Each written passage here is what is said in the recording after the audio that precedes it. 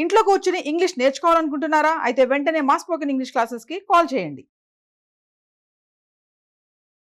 Hello నమస్తే welcome to Suman TV. ప్రస్తుతం మనతో పాటు qualified personal finance professional Sairam గారు ఉన్నారు. వీరితో ఈరోజు మనం మ్యూచువల్ ఫండ్స్ రిలేటెడ్ కొన్ని విషయాన్ని తెలుసుకుందాం. హలో అండి, నమస్తే. నమస్తే అండి. ఒక పర్సన్ ఎప్పుడే కానీ మనకి అంటే అసెట్ అలికేషన్ చేసేటప్పుడు సేవింగ్స్ అన్ని తీసుకొచ్చి ఒకే దాంట్లో పెడుతుంటారు. అంటే ఐదర్ కొంతమంది అంటే గోల్డ్ మీద పెడుతూ ఉంటారు, లేదంటే రియల్ ఎస్టేట్లో ఎక్కువ ఇన్వెస్ట్ చేస్తూ ఉంటారు. అసలు నార్మల్గా పర్సన్కి అసెట్ అలికేషన్ అనేది ఎలా ఉండాలంటారు? అంటే సేవింగ్స్ ఎక్కడ పెడితే బెటర్, తను ఎలా? మనకి సేవింగ్స్ చేయడానికి ఎన్ని ఆప్షన్స్ ఉన్నాయో చూద్దాం. ఫస్ట్ ఓకే, ఒకటి రియల్ ఎస్టేట్. సో ఇల్లు కొనుక్కోవచ్చు, స్థలాలు, పొలాలు, next commercial plots, commercial spaces తీసుకోవచ్చు. ఇవన్నీ రియల్ ఎస్టేట్ కింద వస్తాయి. నెక్స్ట్ వచ్చేసరికి గోల్డ్, కమాడిటీస్, గోల్డ్, సిల్వర్, ఇవన్నీ వీటి కింద వస్తాయి. ఇందులో మర్చిపోయాను, కమాడిటీస్లోకి వచ్చేసరికి మన రైతుల దగ్గర చాలా ఎక్కువ ఉంటుంది. So mirchi is a commodity, wheat is a commodity, cotton is a commodity. So అది కూడా కమాడిటీస్ కింద వస్తాయి. వాళ్ళు పండిస్తారు, దాన్ని తీసుకెళ్ళి అమ్మేస్తారు. So which is anything tradable and perishable commodity అంటాం. గోల్డ్ అనేది చాలా ఫేమస్. నెక్స్ట్ వచ్చేసరికి డెట్, ఇందులో ఎఫ్డీస్, బాండ్స్, బయట వేరే వాళ్ళకి వడ్డీకి ఇవ్వటం, ఇవన్నీ వస్తాయి. And fourth one is equity. Equity అంటే కనుక ఒక కంపెనీలో షేర్ తీసుకోవటం, సో దాన్ని ఈక్విటీ అంటాం. సో ఇందులో ఒక్కొక్క కేటగిరీ ఎలా పర్ఫామ్ చేస్తో చూద్దాం. సో రియల్ ఎస్టేట్ వచ్చేసరికి మనకి ఇంకా అది ఎవర్ గ్రీన్. సో మనకి బీటెక్లో ఒక సేయింగ్ ఉంటుంది, మెకానికల్ ఈజ్ ఎవర్ గ్రీన్ అన్నట్లు రియల్ ఎస్టేట్ కూడా అసెట్ క్లాసెస్లో ఎవర్ గ్రీన్. సో దానికి ఏంటంటే ల్యాండ్ లిమిటెడ్, ల్యాండ్ ఇదే న్యాచురల్ రిసోర్స్, అది లిమిటెడ్. సో జనాల యొక్క కొనుగోలు శక్తి పెరిగినప్పుడు ఈ లిమిటెడ్ రిసోర్సెస్ అన్నీ పెరుగుతాయి. గోల్డ్ ఇది న్యాచురల్ రిసోర్స్, లిమిటెడ్గా ఉంటుంది. జనాలు ఎప్పుడైతే ఎక్కువ కొంటారు పెరుగుతారో వీటికి డిమాండ్ పెరుగుతుంది. సో రియల్ ఎస్టేట్కి వచ్చేసరికి మనకి ఏంటంటే లిమిటెడ్, ఎప్పుడైతే డిమాండ్ పెరుగుతుందో వీటి ప్రైజెస్ కూడా పెరుగుతాయి. సో మన ఇన్కమ్స్ పెరిగితే మనం కొనే కెపాసిటీ పెరుగుతాయి. సో దానికి రియల్ ఎస్టేట్ కూడా లాంగ్ టర్మ్లో మంచి ఫ్యూచర్ ఉంటుంది. కాకపోతే మనకి తీసుకొచ్చి పెద్ద మొత్తంలో కొనాలి. సో మీరు ఒక ఎకరం కొనాలనుకుంటున్నారు, సో నేను వచ్చి ఒక 100 రూపాయలతో నేను అందులో ఒక జస్ట్ ఒక చిన్న సెంటీమీటర్ కొంటా అంటే కుదురుతుందా? లేదు. ఒక హౌస్ 1 crore, అందులో నేను 10 crores తీసుకొచ్చి ఒక కిచెన్ మాత్రమే కొంటానంటే కుదురుతుందా? కుదరదు కదా. సో తీసుకొస్తే మీరు పెద్ద యూనిట్స్లోనే కొనాల్సి వస్తుంది, ఎకరాలు సెంట్లైనా కానీ పెద్ద అమౌంట్లో కొనాలి.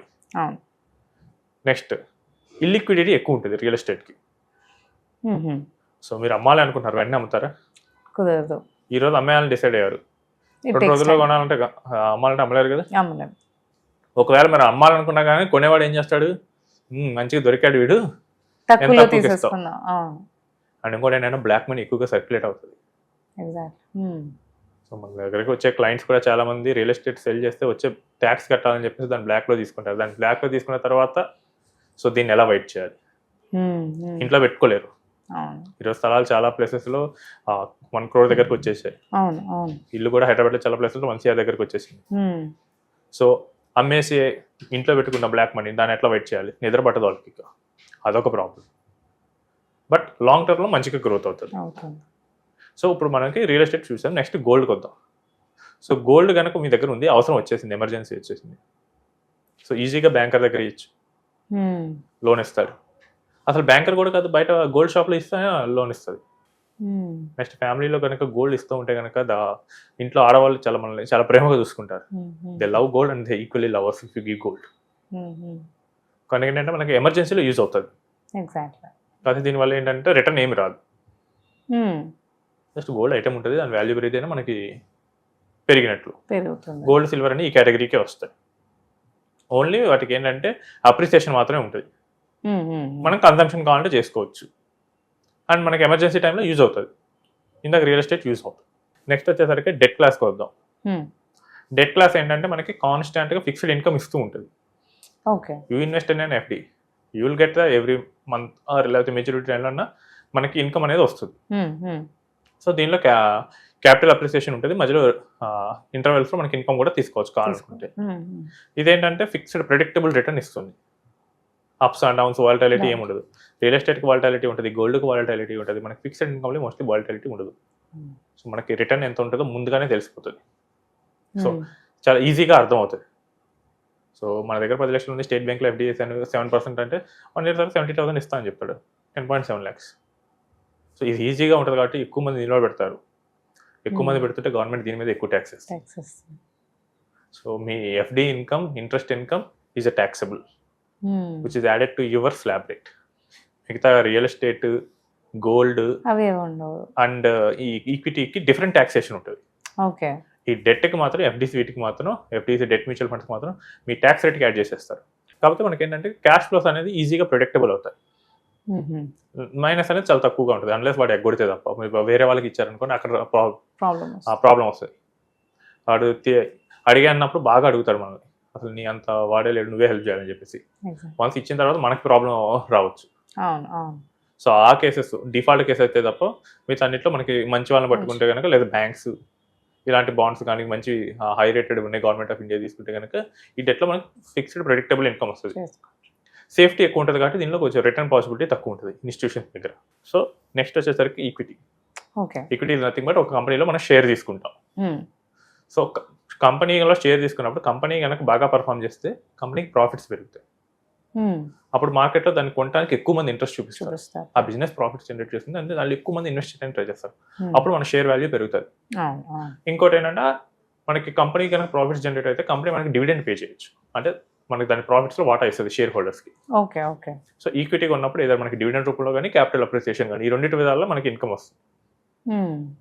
ఒకటి ఏంటంటే బిజినెస్ ప్రాఫిట్స్లో భాగం, రెండు ఏంటంటే షేర్కి అప్రిషియేట్ అవటం. ఇంకోటి ఏంటంటే ఈక్విటీని ఎలా కొనొచ్చు, డైరెక్ట్ ఈక్విటీ స్టాక్స్ అయినా కొనొచ్చు, త్రూ మ్యూచువల్ ఫండ్ అయినా కొనొచ్చు. సో ఒకవేళ మనకి ఎమర్జెన్సీ వచ్చింది అనుకుందాం, మనం సెల్ చేసేయచ్చు, 2 working daysలో మనకి వస్తాయి.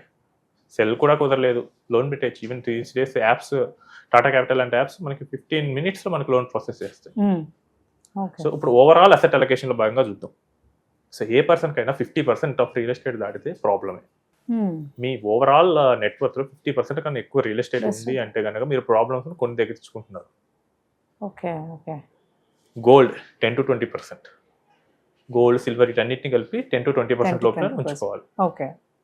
సో అది దాటింది అంటే కనుక మనకు ప్రాబ్లం. ఆ 20 కూడా ఎందుకు, you have a girl children, you have to give gold as and ఆర్నమెంట్గా ఇవ్వాలనుకుంటే నాకు 20%కి వెళ్తుంది. లేకపోతే 10 లోపలనే మనం తీసుకురావాల్సి వస్తుంది, ఎందుకంటే గోల్డ్, సిల్వర్ వీటన్నిటిని కలిపేసి. So equity as an asset అది అట్లీస్ట్ 30% ఉండాలి మనకి. సో ఇదేంటంటే ఒక బ్యాలెన్స్డ్ ఇన్వెస్టర్కి. నెక్స్ట్ మిగిలిన 10 to 20% డెట్ ఉండాలి, ఎందుకంటే మనకి ప్రిడిక్టబుల్ ఇన్కమ్ రావాలి కాబట్టి. సో ఈ 4 అసెట్ క్లాసెస్ చూసాం, ఒక యావరేజ్ ఫిగర్స్ చూసాం. ఇది కాన్స్టెంట్గా ఉండాలంటే ఉండక్కర్లేదు, ఎందుకంటే చేంజ్ అవుతుంది కదా. ఇప్పుడు ఫర్ ఎగ్జాంపుల్ రియల్ ఎస్టేట్ సడన్గా రేట్లు పెరుగుతాయి, గోల్డ్ రేట్లు సడన్గా పెరుగుతూ ఉంటాయి, ఈక్విటీ కూడా అలానే పెరుగుతుంది. ఒక డెట్ మాత్రమే కాన్స్టెంట్గా పెరుగుతుంది. సో ఏంటంటే మనకు ఇప్పుడు ఈ రేషియో పెట్టుకోగానే ఒక 5 years తర్వాత చూస్తే ఈ రేషియోస్ ఇలా ఉండవు. సో అప్పుడు మనం ఏం చేయాలంటే రీబ్యాలెన్స్ చేయాలి. రీబ్యాలెన్స్ ఈజ్ నథింగ్ బట్ ఓవర్గా పెరిగిన అసెట్ని అమ్మేసి చీప్గా ఉన్న అసెట్స్ని కొనుక్కోవటమే. సో అప్పుడు ఏమవుతుందంటే మనకి చీప్గా ఉన్న అసెట్స్ మేబీ మనకి రియల్ ఎస్టేట్ ఒక పీరియడ్లో బాగా పెరిగింది అనుకుందాం. సో ఏదైనా కానీ బాగా పెరిగిందంటే నెక్స్ట్ సైకిల్లో తగ్గుద్ది. చూడండి మనకి ఇప్పుడు లాస్ట్ 10 years తెలంగాణలో రియల్ ఎస్టేట్ ఎలా పెరిగింది, ఇప్పుడు వాటి కొంచెం స్లో వచ్చింది. Market it self will correct it. ఎవరో వచ్చి కరెక్ట్ చేయాల్సిన అవసరం లేదు, మార్కెట్ ఆటోమేటిక్గా కరెక్ట్ చేసేసిద్ది. సో ఓవర్ వాల్యూడ్ ఏ అసెట్ అయినా కానీ మనం సెల్ చేసి అండర్ వాల్యూడ్లో ఉన్న అసెట్ కొనుక్కోవాలి. సో అలా కనుక మనం ప్లాన్ చేసుకుంటే మనకి అసెట్ అలొకేషన్ బాగుంటుంది. అండ్ ఇంకేంటంటే ఏదైనా ఎమర్జెన్సీ వచ్చింది, సడన్ ఎమర్జెన్సీ వస్తే క్యాష్ కావాలి. మొత్తం తీసుకెళ్ళి నీ ఆస్తి 90% రియల్ ఎస్టేట్లో పెట్టుకున్నావు, రేపు నీకు 10 లక్షలు కావాలి ఉంటానే కోటాను ఆస్తి ఉంటుంది, 10 లక్షలు తీసుకురాలేదు. సో ఆ ప్రాబ్లం నుంచి బయటపడాలంటే ఎట్లా? సో వాటికి ఏంటంటే మనం అన్ని అసెట్ క్లాసెస్లో పెట్టుకున్నాను, ఒకటి కాకపోయినా ఒకటి పర్ఫామ్ చేస్తుంది ఆ టైంలో, వెంటనే మనకు ఎమర్జెన్సీకి ఉపయోగపడుతుంది. సో మన అవసరానికి ఉపయోగపడేటట్టు మన అసెట్స్ని చూసుకోవాలి, అంతేగాని దాని మీద ఓవర్లో అవుతా కనుక నేను మొత్తం రియల్ ఎస్టేట్లోనే కొన్నా అంటే మీకు బలం వస్తుంది కదా అని చెప్పి ప్రోటీన్ పౌడర్ ఎక్కువ తింటే ఏమవుతుంది, దాని సైడ్ ఎఫెక్ట్స్ పడతాయి. సో బలం ఎక్కువ వస్తుంది అని చెప్పి చికెన్ డైలీ తింటే వేడి చేస్తుంది. So same works for real estate also. ఒక మోతాదుకు మించి తీసుకోకూడదు. సో జ్వరం వచ్చింది, డెవలో 650 తీసుకుంటారు, 650 mg తీసుకోవాలి. అది దాటి తీసుకుంటే ఎఫెక్ట్ వస్తుంది. ఎందుకు తొందరగా తగ్గిపోద్ది అంటే రాదు, బాడీ మీదే నెగిటివ్ ఎఫెక్ట్ చూపిస్తుంది. సో రియల్ ఎస్టేట్ కూడా అంతే. అండ్ మనకేంటంటే దాని మీద ఇన్కమ్ రాదు. చాలా మంది అంటే real estate they will keep in plots and lands, వాటి మీద ఇన్కమ్ రాదు. ఇంకోటి ఏంటంటే అది కబ్జాలోకి వెళ్ళే ఛాన్స్ ఉంటుంది. సో మిగతా వాటికి కూడా ప్రాబ్లమ్స్ ఉంటాయి, బట్ వాటిని మనం మేనేజ్ చేసుకోవచ్చు ఈ రీబ్యాలెన్సింగ్ ద్వారా. సో నీకు కావాలంటే you can go for an debt class, కావాలంటే గోల్డ్ కాకుండా సిల్వర్కి వెళ్ళండి, డైమండ్స్కి వెళ్ళండి. సో ఇలా అన్నిట్లో మన అసెట్స్ మనం పెట్టుకుంటే గనక మనకి ఆ ప్రాబ్లం ఉన్నప్పుడు మనకి ఒకటి కాకపోయినా ఒకటి కాపాడుతుంది. అలా కాకుండా మొత్తం తీసుకెళ్ళి ఒక దాంట్లో పెడితే, ఈవెన్ మొత్తం తీసుకెళ్ళి ఈక్విటీలో పెట్టడం కూడా తప్పే. ఈక్విటీలో పెట్టాం, మార్కెట్ క్రాష్ అయింది, లాస్ అయిపోతాం. సో అదే రియల్ ఎస్టేట్ ఉండాలి, ఈక్విటీ ఉండాలి, గోల్డ్ ఉండాలి, నెక్స్ట్ డెట్ ఉండాలి. బట్ వీటన్నిటిని పర్ఫెక్ట్గా రీబ్యాలెన్స్ చేసుకో. సో ఎవరైతే అలా పర్ఫెక్ట్గా రీబ్యాలెన్స్ చేసుకుంటారో వాళ్ళ రిటర్న్స్ సింగిల్ అసెట్ హోల్డ్ చేసిన దానికన్నా చాలా ఎక్కువ ఉంటుంది. ఎందుకంటే ఓవర్ వాల్యూ అయిన తర్వాత అండర్ వాల్యూ అవుతుంది ఆ స్టాక్ కానీ ఆ అసెట్ కానీ. సో వీళ్ళు రీబ్యాలెన్స్ చేసేటప్పుడు ఏం చేస్తారు, ఓవర్ వాల్యూడ్ అన్ని అమ్మేసి అండర్ వాల్యూడ్ కొంటారు, అప్పుడు ఎక్కువ వస్తుంది. సో సింపుల్గా చెప్తాను, ఈ డెట్ అండ్ ఈక్విటీకి ఇది మేము రీసెర్చ్ చేసాము. సో డెట్ అండ్ ఈక్విటీ ఒక లాస్ట్ 15 yearsలో ఎవరైతే ప్యూర్ డెట్ ఉంటే వాళ్ళకి 8% ఆఫ్ చేంజ్ వచ్చింది రిటర్న్. ప్యూర్ ఈక్విటీ ఉన్న వాళ్ళకి జస్ట్ ఒక 14 to 15 వచ్చింది. బట్ ఎవరైతే కాంబినేషన్లో రీబ్యాలెన్స్ చేశారో దే గాట్ 18 to 19%. సో మనం చేసింది ఏం లేదు, రెండు పెట్టాం. కాకపోతే ఏదైతే రీబ్యాలెన్సింగ్లో ఏదైతే ఎక్కువ రేట్ ఉందో, ఏదైతే ఓవర్ వాల్యూడ్ ఉందో వాటిని అమ్మేస్తాం. సో దాన్ని మనం రియల్ ఎస్టేట్కి ఎక్స్టెండ్ చేయండి, సో ఇంకెంత రిటర్న్ మనకు పెరుగుతుందో. బట్ చాలా మంది చేయరు, బట్ చేస్తే కనుక మంచి రిటర్న్స్ వస్తాయి. బాంబే ఆ సైడ్ అయితే చేస్తారు, ఎందుకంటే వాళ్ళకి అక్కడే స్టాక్ మార్కెట్స్ అన్ని అక్కడే ఉన్నాయి కదా, national stock exchange, BSc. So వాళ్ళకి కొంచెం మెచ్యూర్డ్ మార్కెట్ ఉంది అక్కడ, వాళ్ళు ఇవన్నీ చేశారు. ఇప్పుడే మన కోవిడ్ తర్వాత మన ఈ తెలుగు స్టేట్స్లో ఈ ట్రెండ్ పెరుగుతుంది. బట్ ఏంటంటే మనకి అవసరానికి ఉపయోగపడుతుంది, రిటర్న్స్ కూడా ఒక సింగిల్ అసెట్ హోల్డ్ చేసిన దానికన్నా చాలా ఎక్కువ వస్తాయి. సో అందుకని మనం రీబ్యాలెన్స్ చేసుకుంటూ కరెక్ట్ ప్రాపర్ అసెట్ అలొకేషన్ చేస్తే కనుక మనకి ఏ ప్రాబ్లం ఉండదు. Thank you so much. Thanks.